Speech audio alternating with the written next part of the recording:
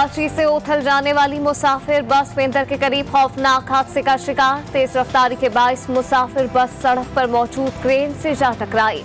खातून समेत 2 मुसाफिर जाँ बहक, 20 से ज्यादा जख्मी।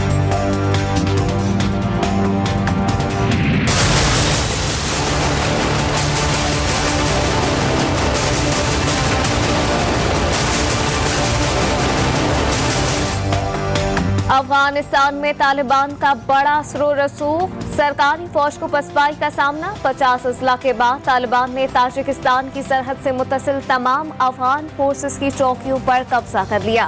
अफगान तालिबान के मुनज़्ज़म हमलों के बाद सरकारी ताजिकिस्तान की सरहदें अबूर कर गई। दोहा में अफगान तालिबान के सियासी दफ्तर से फतह का ऐलान और बयानिया जारी।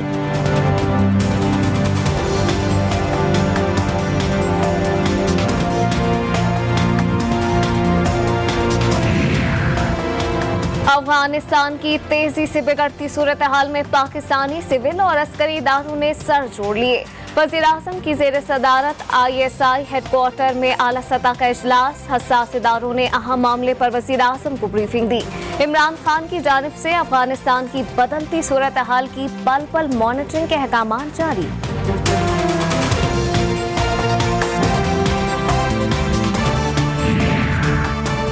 तुर्की की फौजी क़यादत और तुर्क वज़ीर दिफा की पाकिस्तानी आर्मी चीफ से अहम मुलाकात। अफगानिस्तान में मुफ़ाहमती अमल और तेजी से बदलती सूरत हाल पर गुफ्तगू। इलाकाई सलामती समेत पाक तुर्क ताउन पर भी तबादला ख्याल। जनरल कमर जावेद बाजवा कहते हैं तुर्की खत्ते का एक अहम मुस्लिम मुल्क है। पाक तुर्क ताउन के मुस्बत असरात खत्ते पर मुरतब होंगे। लाहौर में दहशतगर्दी, रात गए जौहर टाउन धमाके का मुकदमा थाना CTD में दर्ज। मुकदमा इंस्पेक्टर आबिद बेग की मुतय्यद में दर्ज हुआ। कत्ल, इक़दाम कत्ल और दहशतगर्दी की दफात शामिल। दहशतगर्दों ने कार्रवाई में गाड़ी और मोटरसाइकिल इस्तेमाल की। मुकदमे का मतन। कराची आने वाले एक मशकूक मुसाफिर लाहौर एयरपोर्ट से गिरफ्तार कर लिया गया। मशकूक शख्स को मुबैना तौर पर बम धमाके की तहकीकात के हवाले से हिरासत करके नामालूम मुकाम पर मुंतकिल कर दिया गया।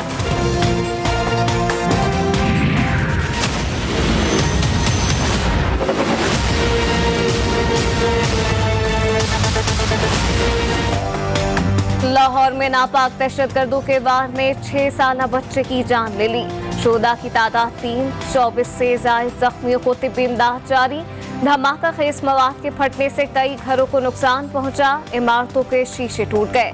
नुकसान ज्यादा पहुंचाने के लिए शरपसंदों ने बॉल बेरिंग और कीलों का भी इस्तेमाल किया।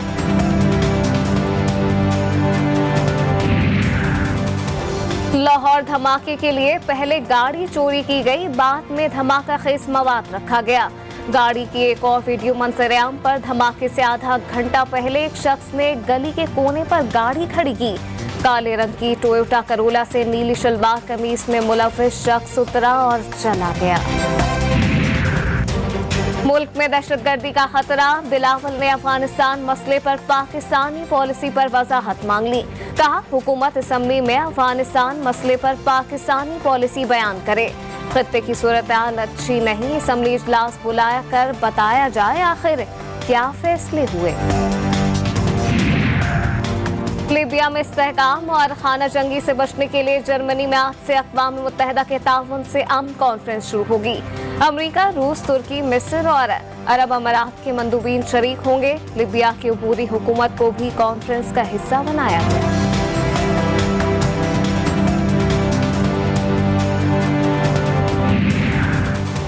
कराची से चोरी की गई गाड़ियां दीगर शहरों तक पहुंचाने वाले गिरोह के 5 मुल्जिमान गिरफ्तार। ABCC कार्रवाई के बाद कराची पुलिस भी मुतहर्रिक। गाड़ियां चोरी करने वाले मुल्जिमान की निशानदही पर मुख्तलिफ इलाकों में बड़े पैमाने पर कार्रवाई।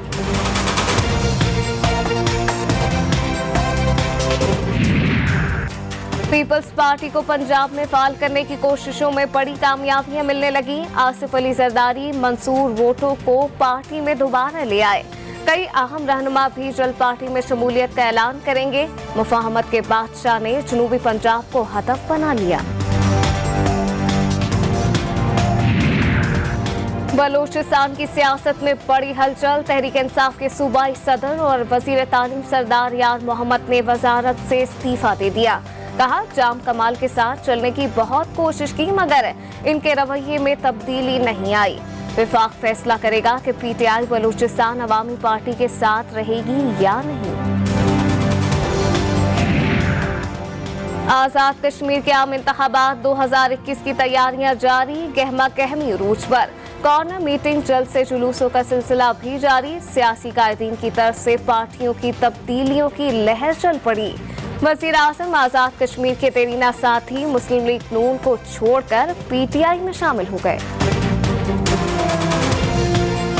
मुझे ये गारंटी दें कि नवाज शरीफ वापस आएंगे, उनको इंसाफ मिलेगा और उनकी जिंदगी को खतरा नहीं होगा। इन कातिलों के हाथ में उनकी जिंदगी नहीं होगी। मैं उनको शाम की फ्लाइट से बुलाऊंगी। अगर नवाज शरीफ की जिंदगी को खतरा ना हो तो पहली परवाज से पाकिस्तान आ जाएंगे। लीगी नायब सदर मरियम नवाज कहती हैं, हुकूमत को मोटरवे और हवाई अड्डे गिरवी रखने का इख्तियार नहीं। ये मंसूबे नवाज शरीफ ने शुरू किए। इमरान खान इन्हें गिरवी रखकर कर्जे ले रहे हैं।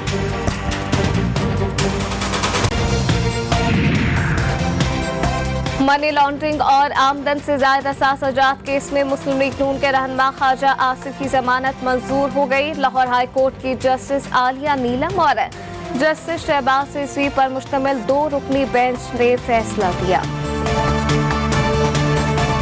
वज़ीर आज़म साहब का जिक्र करूं तो मुझे डर लगता है वो नाराज हो जाते हैं। नाराज हो जाए तो आपको जेल जाना पड़ता है। आपने पाकिस्तान की रियासत का मजाक बना दिया। हम अपोज करेंगे आपको, क्रिटिसाइज करेंगे आपको, धरना दे के आप हुकूमत नहीं गिराएंगे। अब छोड़ दे करप्शन की, ये चूरन नहीं बिकने वाला।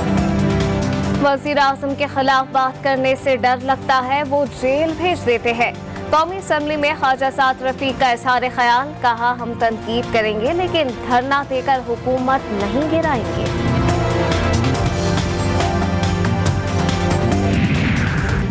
हुकूमत आइंदा इंतखाबात में शिकस्त से बचने के लिए इलेक्शन कमीशन को नाकारा करना चाहती है। लीगी रहनुमा एहसन इकबाल का इल्जाम। कहा, हुकूमत चाहती है नैब की तरह इलेक्शन कमीशन को भी उंगलियों पर नचाए।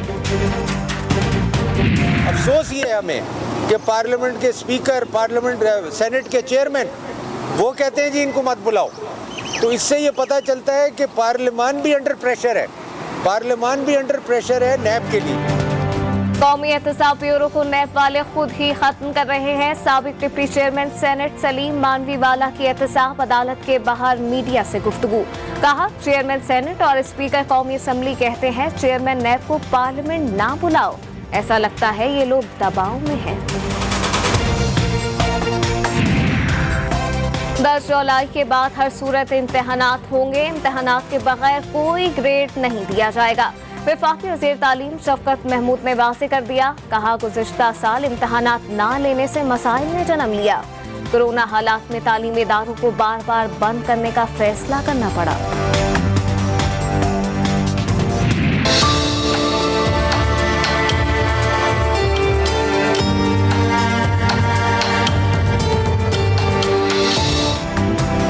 पेशावर की तहसील गोरघट्टी में मगरिबी दरवाजे का तामीराती काम मुकम्मल। दरवाजा सयाहों के लिए खोल दिया गया। दरवाजे को असली हालत में बहाल करने में 2 साल सर्व हुए।